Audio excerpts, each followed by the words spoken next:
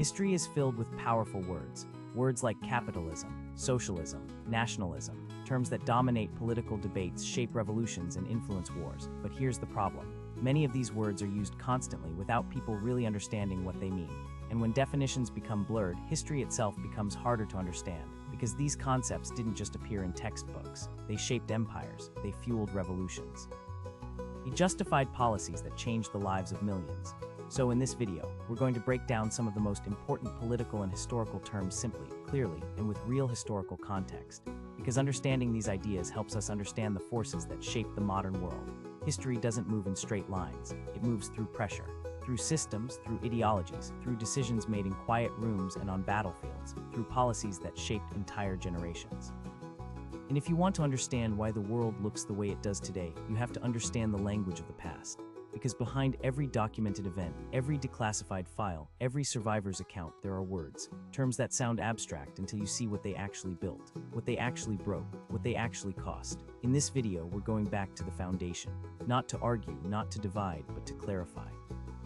We're defining 15 of the most important historical, social, and political terms in simple, factual language. We'll anchor them in real events, real records, and real human experience. Because when you strip away the noise, history isn't about slogans, it's about cause and effect. And understanding those terms is how you read the blueprint of the modern world. Let's begin. Capitalism. At its simplest, capitalism is an economic system where property and businesses are owned by private individuals or companies, not the government. Prices, production, and wages are largely driven by supply and demand in open markets. Historically, capitalism fueled rapid industrialization, global trade networks, and technological acceleration. But it also created documented cycles of boom and bust, labor disputes, and extreme wealth gaps. During the Cold War, capitalist economies often funded black budget research, long-range surveillance programs, and proxy conflicts, all operating under the assumption that market-driven innovation could outpace state-controlled rivals. Socialism. Simply put, socialism is an economic and political system where the means of production, factories, land, resources, are owned or heavily regulated by the public, usually through the state. The goal is to distribute wealth more evenly and guarantee basic services like healthcare, education, and housing.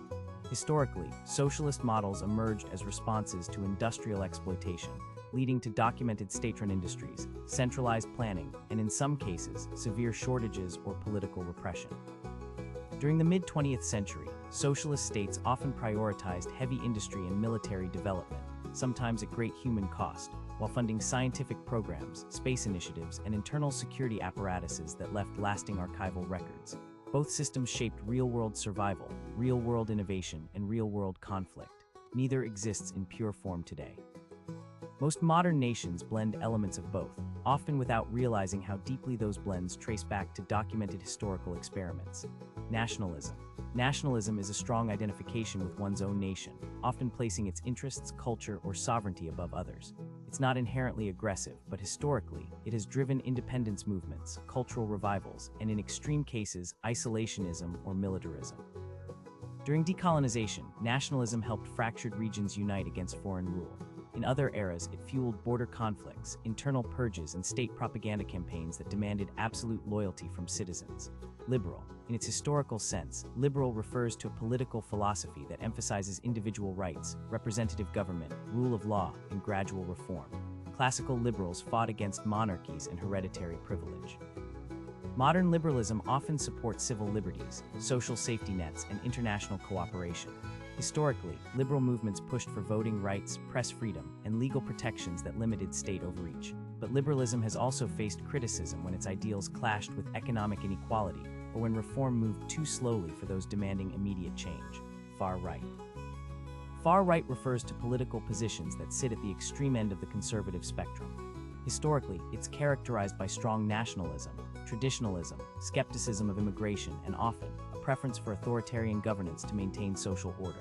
In documented cases, far-right movements have aligned with paramilitary groups, state surveillance, and policies that restricted civil liberties in the name of national security or cultural preservation. Far left. The far left refers to political positions that sit at the extreme end of the progressive or socialist spectrum. It historically emphasizes radical equality, anti-capitalism, and sometimes revolutionary change over gradual reform. In documented history, Far-left movements have driven labor uprisings, anti-colonial resistance, and grassroots organizing. But in power, some far-left regimes implemented centralized control, restricted political dissent, and used state security forces to enforce ideological conformity. These terms aren't labels to throw around. They're historical markers. They describe real alignments, real strategies, and real consequences that shaped military doctrines, intelligence operations, and civilian life. Nazi. Short for Nationalsozialistische Deutsche Arbeiterpartei, the Nazi Party was a German political movement that rose to power in 1933 under Adolf Hitler. It combined extreme nationalism, racial ideology, and totalitarian control. Historically documented through military records, survivor testimonies, and captured archives, the Nazi regime initiated World War II in Europe, established a vast surveillance and security apparatus, and carried out systematic genocide. The term is strictly historical today, used to describe a specific regime, its documented policies, and the psychological and physical devastation it left across continents. Zionism. Zionism is a political and cultural movement that emerged in the late 19th century, advocating for Jewish self-determination and the establishment of a national homeland in historic Palestine. It gained momentum after decades of persecution in Europe and was heavily shaped by post-WWII displacement. Historically, it led to documented migration waves, diplomatic negotiations, armed conflicts, and the eventual creation of the State of Israel in 1948. The movement remains central to Middle Eastern geopolitics, refugee records, and international law discussions. Antifa. Short for anti-fascist, Antifa refers to decentralized groups and individuals who actively oppose far-right extremism, authoritarianism, and hate-based movements. The term has historical roots in 1930s European resistance to fascist regimes, where underground networks documented surveillance, distributed counter-propaganda, and organized civil defense. Today, it describes a loose ideological stance rather than a single organization, with tactics and structures varying widely by region and documented through public records, court filings, and media archives. MAGA, an acronym for Make America Great Again. MAGA began as a campaign slogan in 2016 and evolved into a broader political movement associated with Donald Trump's presidency. It emphasizes populist nationalism, economic protectionism, immigration restriction, and skepticism of established political institutions. Historically, it reflects documented shifts in voter demographics, media consumption patterns, and grassroots mobilization strategies that have influenced elections, policy debates, and civil discourse in the United States. Each of these terms emerged from real human conditions: displacement, fear, ambition, survival, and the struggle for identity. They're not abstract, they're documented, and they continue to shape how nations organize, how citizens protest, and how governments respond. Taxation without representation. This phrase describes a situation where a governing body levies taxes on a population that has no voice in that government. Historically, it's most famously tied to the American colonies in the 1760s and 1770s, when the British Parliament imposed duties like the Stamp Act and Townshend Acts without colonial consent. Documented protests, pamphlets, and colonial assemblies recorded the psychological and economic toll of being governed without a vote. It became a catalyst for organized resistance, taxation with representation. Simply put, this is the principle that citizens should only be taxed by governments they help elect.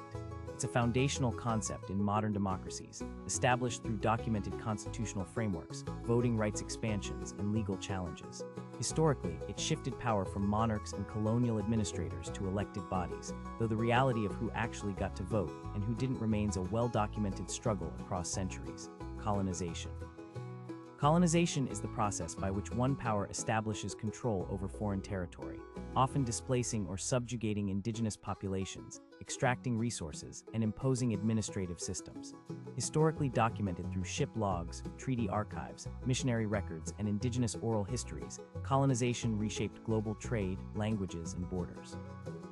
It left behind documented legacies of cultural erosion, economic dependency, and in many cases, long-term psychological and social fragmentation that researchers still study today.